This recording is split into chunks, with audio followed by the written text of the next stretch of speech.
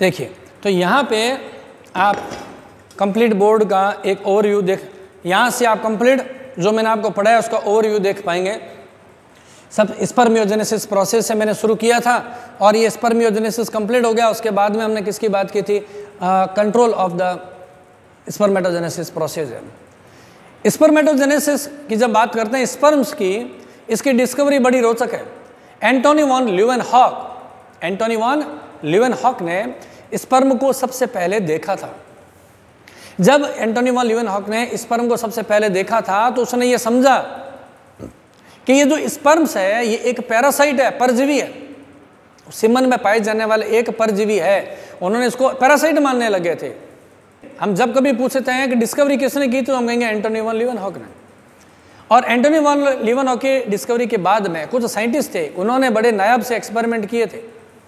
उन्होंने क्या किया कि सीमन को एक फिल्टर पेपर से छान लिया, फिल्टर कर लिया ताकि स्पर्म तो रह जाए ऊपर और बाकी जो लिक्विड पार्ट है, तरल पार्ट है, फ्लूइड है, वो छन के आ जाए नीचे।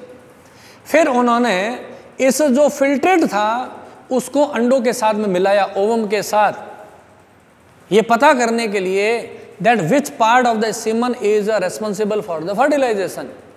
तो उन्होंने देखा कि फर्टिलाइजेशन नहीं हुआ। तब दिमाग के अंदर ये बात आई कि केवल ये जो केमिकल्स है, जो फ्लूइड पार्ट है, वो रेस्पॉन्सिबल नहीं है। तो क्या फिल्ट्रेट से पहले, फिल्ट्रेशन करने से पहले जो फिल्टर हो चुके हैं, जिनको एंटोनी वॉन ल्यूवेनहॉक ने पैरासाइट कहा था, कहीं ये तो नहीं है कि यही जो पैरासाइट है as per the Antonie von Leeuwenhoek is responsible for the fertilization? तो ये पता चला कि ये पैरासाइट नहीं होते हैं सीमन के, बल्कि स्पर्म्स होते हैं। एंटोनी वॉन ल्यूवेनहॉक ने ही स्पर्म्स को नाम दिया था स्पर्मेटोगोनिया। स्पर्म नाम नहीं दिया, उन्होंने नाम दिया spermatogonia. Von Baer, Ernst von Baer, जिसको हम कहते हैं फादर ऑफ मॉडर्न एम्ब्रियोलॉजी बोलते हैं, वॉन बेयर ने स्पर्मेटोगोनिया को नाम दिया गया था स्पर्म नाम। तो जब कभी एग्जाम में पूछा जाता है स्पर्म को स्पर्म नाम किसने दिया, तो हम कहेंगे वॉन बेयर ने। स्पर्म्स को स्पर्मेटोगोनिया किसने कहा, तो हम कहेंगे एंटोनी वॉन ल्यूवेनहॉक ने।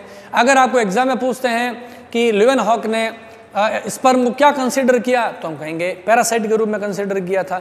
जब हमें कहें कि सीमन को फिल्ट्रेशन करने का एक्सपेरिमेंट किसने किया, तो हम कहेंगे स्पेलेंजानी है, इटालियन साइंटिस्ट स्पेलेंजानी। उन्होंने प्रीमोस्ट ड्यूमास जो साइंटिस्ट थे, उन्होंने ये प्रूव किया कि स्पर्म पैरासाइट नहीं होते हैं।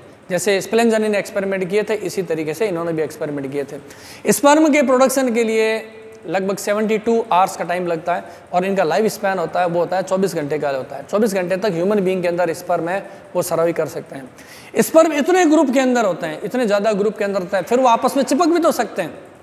तो स्पर्म को चिपकने से बचाने के लिए उनके ऊपर एक लेयर होती है, म्यूकोपॉलीसैकेराइड की एक लेयर होती है, जिसको ग्लाइकोकैलिक्स बोलते हैं। वो एग्लूटिनेशन, स्कंदन, क्लोटिंग से रोकती है। ऑब्जेक्टिव क्वेश्चन में कई बार पूछ लेते हैं, है ना। स्पर्म के ऊपर हम क्या कहेंगे, one of a mucopolysaccharides covering the layer is found that is called as the glycocalyx which prevent the agglutination of the sperm. उसका कोएगुलेशन नहीं बनने देती है, क्लॉट नहीं बनने देती है, जिससे क्या होगा, स्पर्म का एक स्मूथ फ्लो होता है फीमेल रिप्रोडक्टिव ट्रैक्ट के अंदर जब वो ओवम के पास फर्टिलाइजेशन करने के लिए जाते हैं। तो इन्हीं सब डिटेल की हम बात कर रहे थे। तो अभी हम नेक्स्ट जो वीडियो में समझेंगे अल्ट्रा स्ट्रक्चर ऑफ स्पर्म्स के बारे में समझेंगे कि कंप्लीट है उसकी अल्ट्रा स्ट्रक्चर कैसे होती है। Thank you so much.